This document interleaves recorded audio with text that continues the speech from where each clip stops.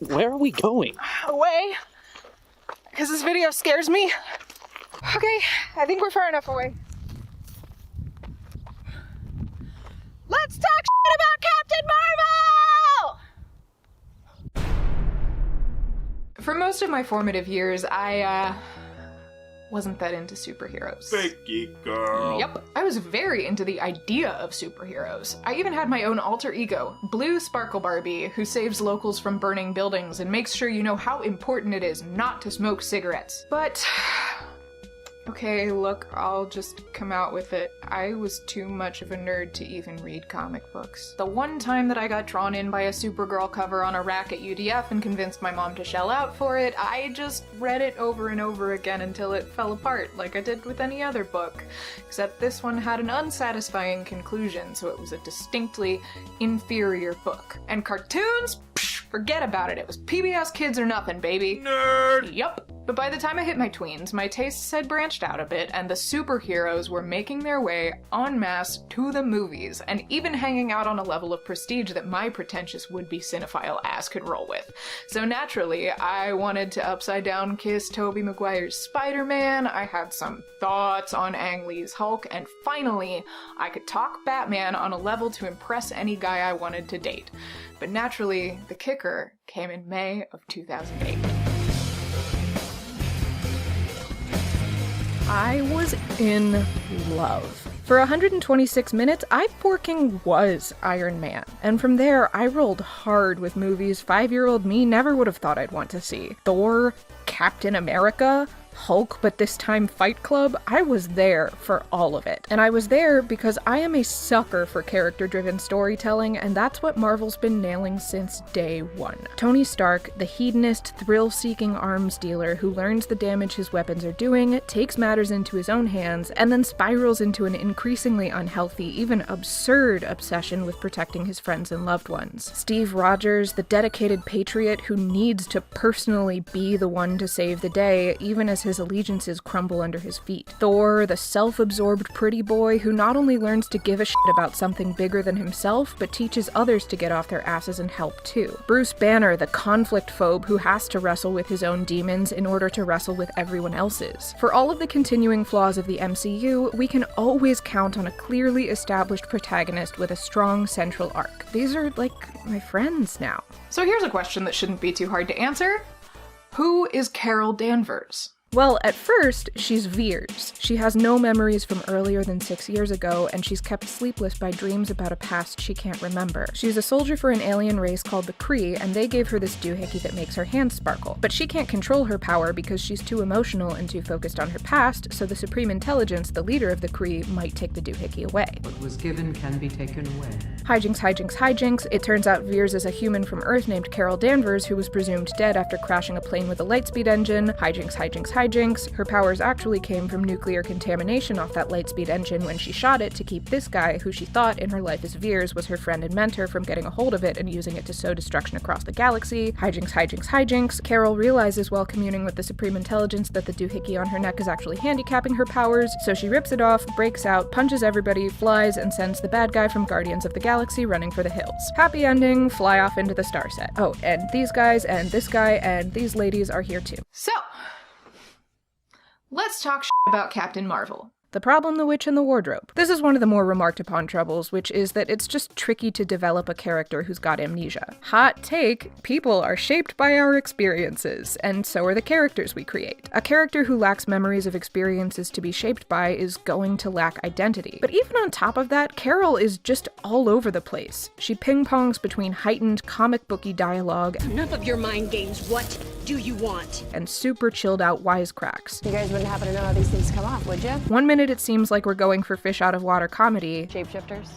They can transform into any life form down to the DNA. And the next, she's joking around in flawless Earthling vernacular. Oh boy, you guys don't have any clue, do you? She's lacking a clear voice just as much as she's missing any sense of history. So we already started in a hole and then just dug her in deeper. But hey, that's fine, just means she's got some ground to make up, right? Prince problem. Carol is a pretty dang inactive protagonist. She isn't making the plot happen, it's happening to her. This is rough going when you're trying to develop a protagonist because we learn much more about who a character is through their actions than through what they and other people say about them. And Carol is very much getting dragged along by the runaway bus that is the plot of her movie. Yanrog sends her to commune with the Supreme Intelligence. The Supreme Intelligence sends her on a mission. The Skrulls capture her and get her to Earth. The Skrulls come after her and she chases them. Talos asks her for help, and Maria convinces her to say yes. There are a couple of exceptions, moments when Carol is able to step into the driver's seat and make crucial informative decisions. Formally speaking, her strongest moment is when she chooses to go back and help Fury. It's very clear what her options are: continue to leave or turn back, and we get to see the exact moment she makes the decision. Unfortunately, we don't really learn anything from this that we couldn't have already guessed from the fact that she's a superhero. She puts herself on the line to help a new friend. Cool. Welcome to Marvel, I guess. So compare this to when she goes looking for this bar she has a vague memory of, or when she gets Fury to take her to Pegasus, or when she makes the call to go looking for Maria. Theoretically, these moments are much more revealing. This is when she's going after something she wants. But in each case, it's tough to tell what her other options are, or what's at risk when she makes the choices she does. She's disobeying the order to stay put, I guess, but in none of these cases do we see her take a moment to consider whether she should go back or move forward. The plot throws her a reason to get moving, and she continues to put one foot in front of the other. And this is related to the problem of the Dawn Treader. Y'all, what does Carol want? This is character-driven storytelling 101. Your protagonist has to want something. I'm not saying she needs to sing about it, but we need to know what's motivating her. And this movie doesn't really help us out. Partly because, she's got 35 minutes of plot to dance around before she gets to make any meaningful choices, but also because even when she finally does get to start doing stuff, these actions serve two possible wants: to stop the Skrulls and to find out about her past. These things are established. You struggle with your emotions, with your past which fuels them. And reiterated. I remember I was here. Stop. Remember your training. As being in conflict with one another, so there's a really strong opportunity here for us to learn something about Carol based on what she goes after once she crashes on Earth. Does she stop the Skrulls, or does she chase her lost memories? But since the Skrulls are after something that can only be found by digging around in her past, it's buy one objective, get one free, and we learn nothing. Is she working unauthorized overtime, disobeying orders because she can't bear to sit tight and watch her enemies win? Or is she going rogue, disobeying orders because she's seeking a sense of identity she's been forced to repress? Either way results in the same course of action, so... I know a rogue soldier when I see one. How, Fury? How do you know? Please share with the rest of the silver problem. As far as we're told by the people around her, Carol is limited in her capacities as a fighter by her emotions, which cause her to lose control of her sparkle hands. There's nothing more dangerous to a warrior than emotion. Humor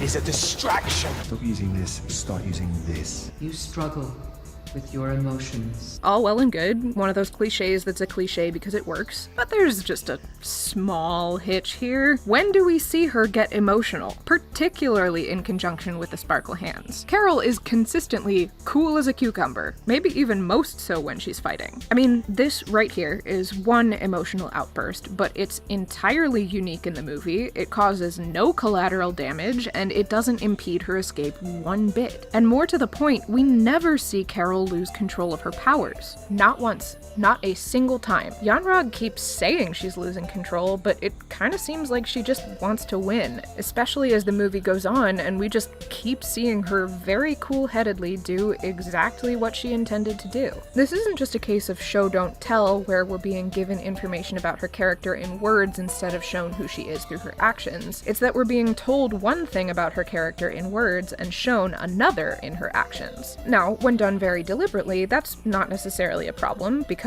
I can already hear the keen and up on the discourse among you whispering the big G word.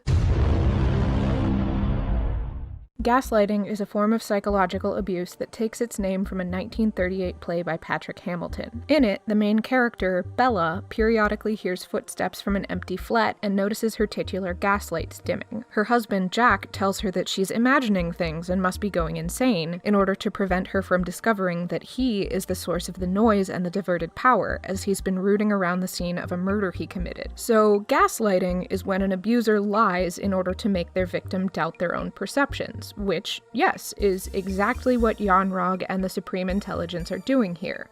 But The problem and his boy. Carol is never affected by being constantly lied to about her inability to control her emotions or her powers. Yanra gives her a hard time about it, and she just goes ahead and does it, and barely even seems sorry. We never get a moment where she does something wrong and goes, "Oh, there I go again, being all emotional. I need help to learn how to keep my powers in check." The closest thing, fascinatingly, is when she cops to getting in trouble for following her feelings, as in her gut feelings, her instincts, not her emotions. He had a feeling, went with his gut against orders. It's a really hard thing to do. I get in trouble for that. A lot. At the same time, she never really calls anyone on their shit. She seems neither affected by nor aware of the attempted gaslighting, and as a result, it doesn't really factor into her arc, nor, by extension, the central conflict of the movie. There's no opportunity to personally overcome something that never bothered her in the first place. And to be clear, this isn't about, what is reasonable human behavior in this situation. Sure, an actual person might respond to this kind of attempted abuse like this, but an arc where a character is basically emotionally unaffected by the main obstacle placed in her way is weaker than my grandmother's coffee. And it's hard to make a meaningful statement about gaslighting when the gaslighting does nothing. The problem's nephew. Alright, we're gonna have to wind our way to this one. Just because Carol isn't successfully being gaslit doesn't mean she isn't a victim of abuse. The Cree wiped her memories, artificially capped her powers, and lied to her about everything to make sure she'd fight on their side. But we see how this isn't gaslighting, right? This isn't about grooming her to doubt her own perceptions, it's about having the capacity to actually alter her perceptions. And this abuse does affect her. The moment where she finds out the truth is the most emotionally affected we see her in the whole movie. So we're set up for a nice emotional punch when she finally gets to confront the Supreme Intelligence, lose the doohickey, and step into her power. But again, there's a hitch. That moment is separated from the point where she finds out about the lies by a big chunk of Skrull-related plotline. The discovery focuses entirely on the fact that Carol's been fighting for the bad guys. No one even mentions her powers. This isn't unsalvageable though, and we start off on the right track with a nice set of reminders about the doohickey, what Carol's been told it's for, Your power comes from us. what it really does, You didn't give me these powers.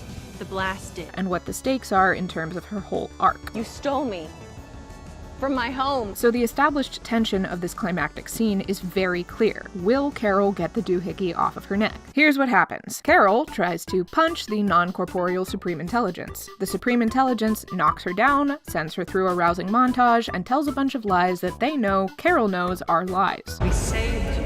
Carol fires up the sparkle hands that she knows the Supreme Intelligence can shut off. The Supreme Intelligence fires some opposing sparkle hands and then kindly stops so that Carol can finally get rid of the doohickey. The extremely smart among you will notice absolutely none of this is directly related to what has been established as the main tension of the scene. We're just futzing around with stuff that feels emotional and dramatic because, whoops, we have written ourselves into a corner where our climactic conflict is about to be resolved by our protagonist picking a scab. And since the fluff is given such weight in terms of filmmaking, this moment, I've been fighting with one arm tied behind my back. which should build directly from this revelation, You didn't give me these powers. The blast did. is played like it comes out of this. You're right. I'm only human. I think the idea is that those mean men who held Carol back because they don't think girls can do stuff are just like the Cree who robbed Carol of her memories and powers and lied to her about everything. And that... woof.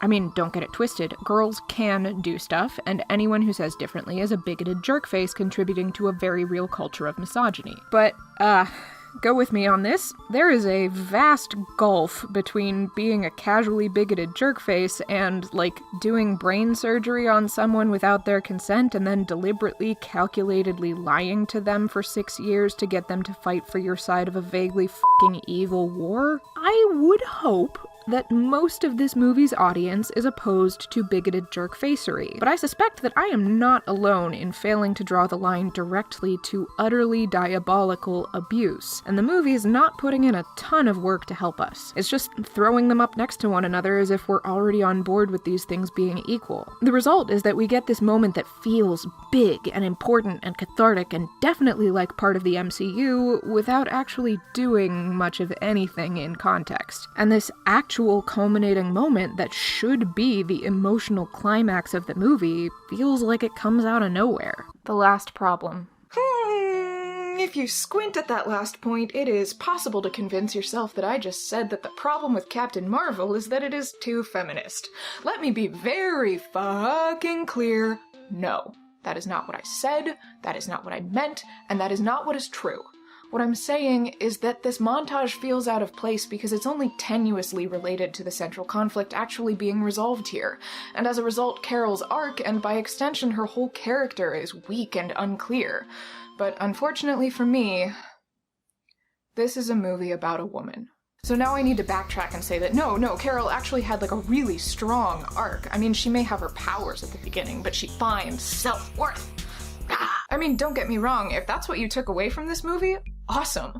I am honestly jealous that you had such a powerful experience with it.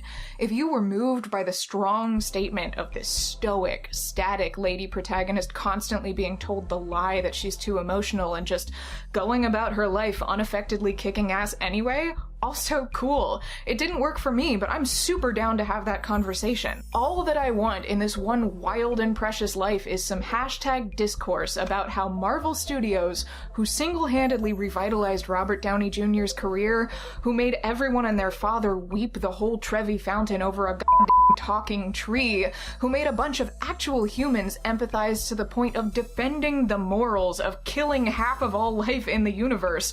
Marvel Studios, who can always be counted on to deliver clear, empathetic, character-driven storytelling even to the exclusion of all else, dropped the ball on Carol motherfucking Danvers. Or, you know, didn't, if you want to fight. But fuck me sideways, a bunch of bass-ackwards, bigoted skunk waffles got the first word in, and the rest of us have been stuck running damage control. So we get to talk about how this movie isn't even that feminist, and it's a clear sign of blatant bigotry to take issue with it. As if rating how feminist a piece of media is on a scale from 1 to 10 has ever been at all productive or interesting, especially when the rules of engagement are defined by Little Bunny Foo-Foo and his goons. We get to pit this movie against Wonder Woman, or, sweet baby Jesus, Black Panther, I guess. Because if we should happen to say that any single aspect of any one of the dozens of superhero movies by and about white dudes is in any way better than any single aspect of this movie, well, then clearly we agree that the general lack of superheroes not played by straight white cis able-bodied dudes is just the market doing its thing, man. And we do not, under any circumstances, talk about the cool cinema studies and screenwriting stuff we learned on YouTube, lest it occur to this leaky cooler full of skunked four locos that this movie did not only star a woman, but was also co-directed by a woman and credits several women in its writing department, and therefore any digression from Screenwriting 101 is clearly irrefutable evidence that women only get hired to fill diversity quotas and please the PC thought police. But they're not talking about Captain Marvel!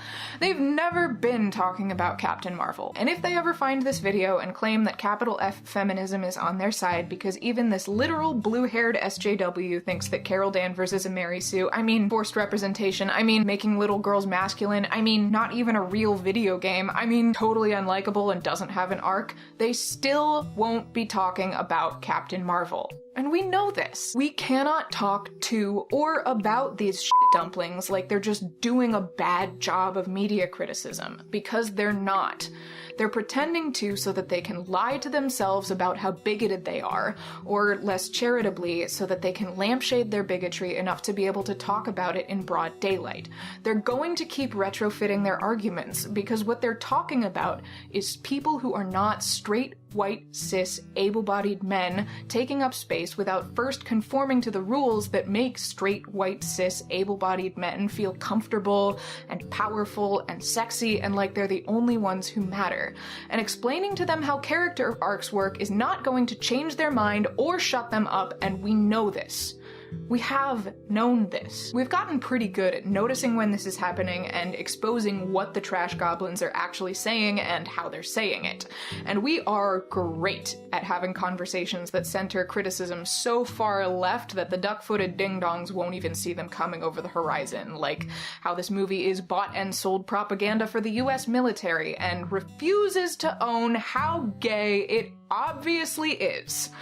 And don't get me wrong, all of that is great stuff, but sometimes you just want to unpack some elements of storytelling, and sometimes a bunch of actual human forms of the clown emoji have stumbled backwards into claiming that they have the same problem with the movie that you did.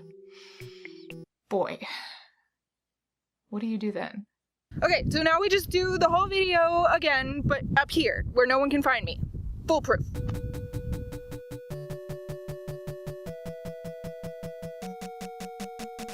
If you've not seen Thought Slime's video, we don't talk about She-Ra. That's honestly like a prerequisite for this one, so go watch it if you haven't. If you're tired of thinking about terrible people, which honestly, so am I don't blame you, then you should watch Ben Veach's video on Part of Your World from The Little Mermaid. It's really lovely and not enough people have seen it. This video was made possible with support from my patrons. Thank you, thank you, thank you, with an extra special thank you to Barry, Kaya, and Critters My. If you would like to become my patron, you can do so at patreon.com/Laura Crone, or you can support me through Ko-fi or my Amazon wishlist.